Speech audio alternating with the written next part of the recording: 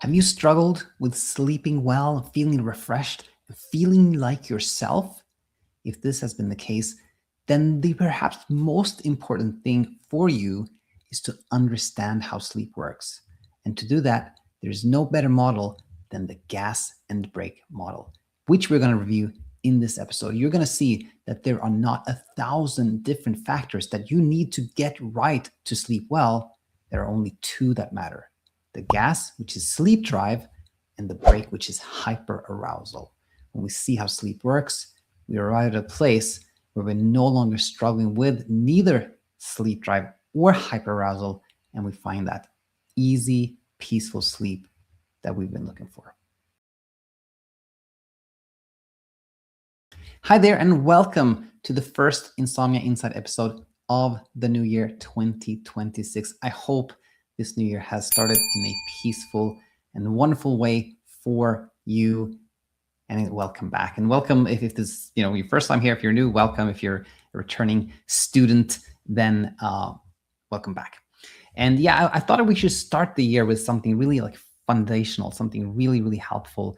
And I think there's nothing more foundational and helpful than the gas and brake model, which we haven't reviewed in a while. And there are some updates, some things that I wanted to clarify that we haven't talked about earlier. So let's get into it. We are going to see why it matters to know about the gas and brake model.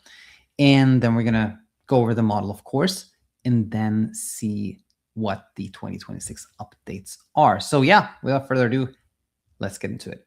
Why does it matter? Why does it matter to know about the gas and brake model? Well, here's the thing.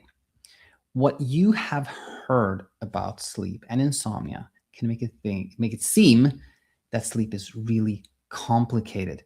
You may have heard that you need to get the temperature perfect in your bedroom, that you need the lighting perfect, that you need to take the supplement, take some magnesium, take melatonin, stop drinking coffee, exercise more, exercise less. And you may have heard that there's like a million things you need to do in order to sleep well. And again, that can make it seem like sleep is something really complicated. Your own experiences can have made it seem like sleep is complicated. You may have tried all kinds of things, and some things seem to work in the beginning, then they stop working. Some things never worked for you, but they worked for others, And this may also make it seem like sleep is something really complex, something really complicated. And the tricky thing here is that when sleeping well appears complicated, we will be on a path of researching, investigating, monitoring, experimenting, trying. And all this keeps us actually away from sleeping well, because sleeping well is an effortless process. And the more we're paying attention, researching, trying, experimenting, the further away we get from where we want to be. And again, all these problems simply come from us thinking that sleep is something really complicated that we need to get right. This is why it matters so much. When we see that sleep is actually not complicated, we will no longer be in that place of like researching, monitoring, trying, etc. And sleeping well will start happening by itself. There are not 1,000 different factors that matter. In fact, the gas and brake model will teach us that there are only two factors that matter when it comes to sleeping well. Let's go over them. So let's go over to actually, going over the gas and brake model. And let's start by those two factors. What are those two factors that actually matter? They are sleep drive and they are hyperarousal. Sleep drive is the gas in our sleep system, and hyperarousal is the brake in our sleep system. And so what are these things? So sleep drive is really how much our body needs to sleep at any given moment. And the only thing that actually makes us humans sleep, the only source of sleep for us humans in the entire universe is sleep drive. And where does that come from? You may then wonder, well, wakefulness is actually the only source of sleep drive in the universe. So again, the only thing that can make us humans sleep is our own body's need for sleep at any given moment. And that need for sleep only comes from wakefulness. So the longer we are awake, the more sleep drive we have. The more sleep drive we have, the more likely we are to sleep. Now, that is the gas in our sleep system. How about the break? Well, the break is that hyperarousal we mentioned before. Hyperarousal is that elevated state of vigilance, of alertness, and that acts like a break in our sleep system.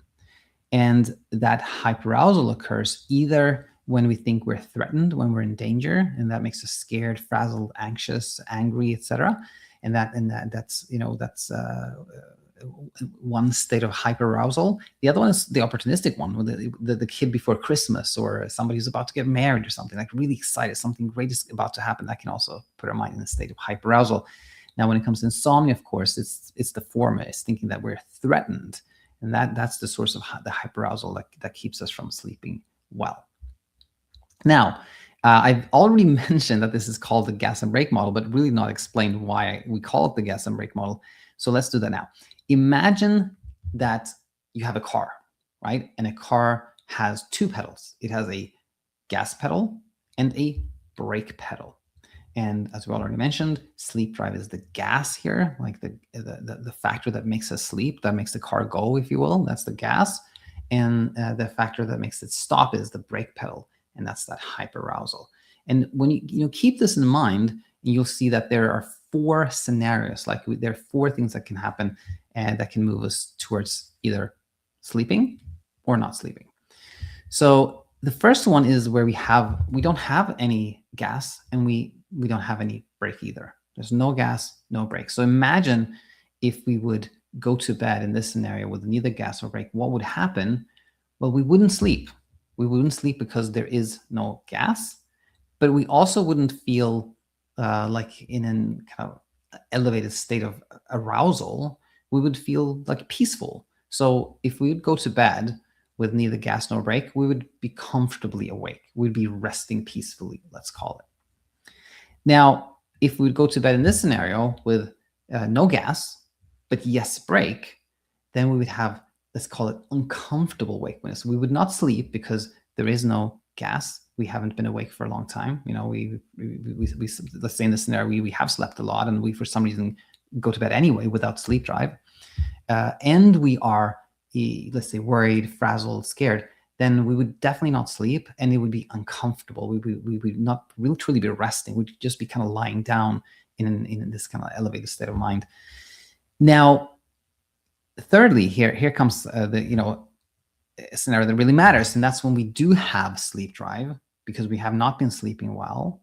So we have been spending a lot of time being awake. So we have quite a lot of sleep drive, but we also have a lot of hyperarousal. It's like the car there that has both the gas pedal and the brake pedal pushed in. And this is the typical insomnia scenario. We're not sleeping well. We're spending a lot of time awake. So we have a lot of sleep drive, but we may not even feel it because the hyperarousal kind of masks it. We're in this elevated state of mind. We're alert. We're vigilant, So what will happen here is that we may sleep a little bit, but then we wake up and we're awake for quite a long time, and then we kind of in and out of sleep, or we have this like hypersleep experience where we're kind of just drifting in and out of sleep. We don't even know if we're asleep or not. Like, this is typical insomnia. We have sleep drive and hyperarousal when we go to bed. And then we have the final scenario, which is that we do have sleep drive. We have been awake for quite a bit, in a normal amount, of time. So we have some sleep drive, and we don't have any brake. There's nothing that concerns us. We're not excited about anything. Then we will have peaceful sleep. And there you have it.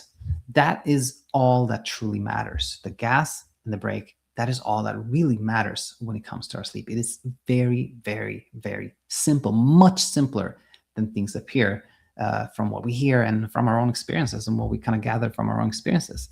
So to make this a little bit more clear again, you can think about something that we commonly hear that we should do, which is take some melatonin. And, this at first can seem like, oh yeah, that's a good idea. Maybe I should try that. But will that really help? Does it affect our sleep drive? Does it affect our hyperarousal? Not really. Melatonin does not affect our sleep drive because only wakefulness produces sleep drive. And in itself, it doesn't have any significant impact on our hyperarousal, because hyperarousal comes from how we interpret things, how we think about things, kind of our sense of either danger or opportunity. Now, can some substances like have some sedating properties? we'll talk about that in a second. We'll talk about medications, but let's stick now for like melatonin and other supplements and vitamins and things of that nature. They don't have any significant impact on sleep drive or hyperarousal, and therefore they actually don't matter. They don't matter in themselves, and neither does the temperature, the volumes of sound in our bedroom, or the vitamins, the gadgets, the teas, the rituals. All those things actually do not matter in themselves. They have no significant impact on sleep drive or hyperarousal, and they do not matter. And on a practical note, I want to add here that all we need to not have insomnia really is be awake during the day, which we all are, right? And not think of wakefulness as a threat, because the source of hyperarousal when it comes to insomnia is that we have started to think of not sleeping, not just as something we don't prefer. Like, all of us want to sleep well, right? So it's not just that we think of sleeping as something that we'd like, or being awake at night as something we don't prefer, but rather we started to think of not sleeping as like a threat, a danger, problem, something that must not happen. That is going to create that break action that keeps us awake. So if we had insomnia and we see that there's really nothing we need to do or can do much about, which is the sleep drive, just getting up and being awake during the day is all needed, and we'll have our sleep drive, right? And then we're no longer thinking of not sleeping as a threat. There will not be any break there, and we will sleep really well. And again, this is a mass simplification for someone who's thought sleep was complicated, and that can be really, really helpful. The question often really becomes, like, when you learn this, is like, when we truly understand this, you see, sleep drive is all that's required for sleep. But that's easy. Like, that just happens automatically. We all have sleep drive simply because we're awake during the day. Then the question becomes, how do I lower my hyperarousal levels? That's what this channel is all about. That's where all services are about. That's what everything we do really is about, that, like, lowering the hyperarousal. And but the key thing there is just seeing that wakefulness is not a threat, and all the content we produce is about that. So if you kind of wonder, like, how do I reduce my hyperarousal? Well, every single video we put out here is about that. And this video can lower the hyperarousal simply by you seeing, like, oh, it's not complicated. It's much easier. I don't have to do all these things. That can be super, super helpful. Now, that takes us to our 2026 updates. And the first one is on the topic that I kind of briefly mentioned before. It's on the topic of medications, because often when you hear this gas and brake model, you can be like, okay, I got it. I need to lower my hyperarousal, and I'm going to do that by taking this anti-anxiety medication or the sleep medication. And here's the thing. There's no doubt whatsoever, of course, that the medications that are prescribed for sleep, they all have sedating properties. They just like alcohol is sedating, right? We all know what it feels like. Those of us who's had a glass of wine or a beer or something like that, we know what it feels to be sedated. We have experienced that physical sensation of sedation, which occurs regardless of what we think about a medication or alcohol or some other substances like that. Sedation will occur. However, medications can sedate us, which may or may not reduce our hyperarousal. Sedation is not the same as relaxation or peace of mind or calm. We can be sedated and still be hyper aroused. So even when it comes to medication, I say they're not actually what matters when it comes to insomnia, because we can take a sleeping pill that is sedating, but then we're still really concerned of whether it will work or not. We can physically feel the sedation, the physical properties of medication. We can feel the sedation and go like, is it going to be enough? Is it going to help me? Is it going to work? And then the hyperarousal that comes from those kind of like concerns, those thought patterns will really be high, and we'll still not sleep well, even if we're sedated. On the other hand, we can take a medication and we can think, this will take care of my sleep for me. I don't have to do anything. Things are so simple now. No intervention is needed. And those thought patterns lead to the reduction of hyperarousal and then sleeping well. But it's not actually the chemicals inside the medication. So this is a clarification for 2026 and going forward. And the other one is on the topic of exercise. I've gotten this question quite a lot of like, does physical activity or exercise actually like increase your sleep drive? And that question often comes from a lived experience, which is that when we have been physically active, we found that we actually fell asleep earlier and when we slept longer or something like that. And that's a little bit of like a challenge to the gas and break model, because I always talk about how sleep drive really only comes from wakefulness. And that's kind of like conflicting with this lived experience of like when I was very physically active, then I slept easier. So how do we reconcile that? Well, I think actually the answer is this, that exercise doesn't increase our sleep drive, but it can reduce arousal levels. If we think of ourselves in like a non-threatened state of mind, we're just kind of living our lives. We're not very concerned about anything. There's nothing super exciting going on. We kind of just like living life, right? And one day we exercise a lot. Well, we spend a lot of energy maybe exercising, right? And there isn't as much like energy to produce this arousal to keep our brain kind of like in let's say an aroused state, in a kind of like typical aroused state that we need every day. And so then we might find ourselves sleeping easier and longer, not because we have more sleep drive, because we're not quite as aroused. And a key thing I want to say here is that arousal is not something that is kind of negative or something we don't want. We all want that. We want to feel like alert and refreshed during the day, and therefore it's normal for us to have some level of like cortisol, adrenaline, whatever these kind of like alerting hormones are. Totally normal. Like adrenaline and cortisol are not like an enemy. We need some of that to have a certain level of arousal during the day. But again, if we're kind of physically depleted, we may not have enough energy, and the body wants to conserve energy. So maybe we have less adrenaline, cortisol, and therefore we can experience this like sleeping easier when we've exercised. However, the tricky thing here, of course, is that if we now hear this and we go like, aha, I'm going to run half a marathon every day so that I really deplete my energy levels and my arousal levels come down. Guess what happens?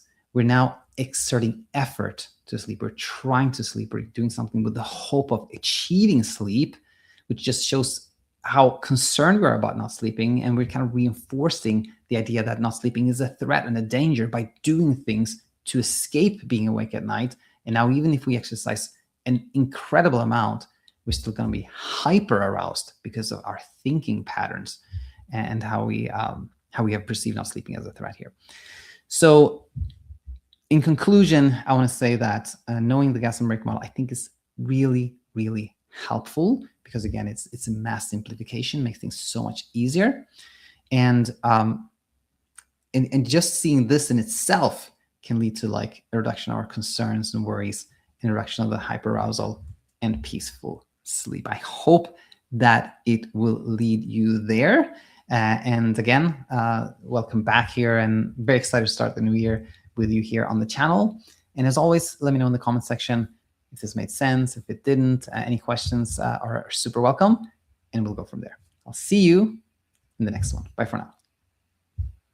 Hi, it's me, Coach Daniel, and I hope that you found a ton of value in the video that you just saw. Now, if somebody would ask me, hey, Daniel, what do you think would really help somebody who has tuned in to a lot of the videos, who understands a lot, but who's just not seeing things change for them?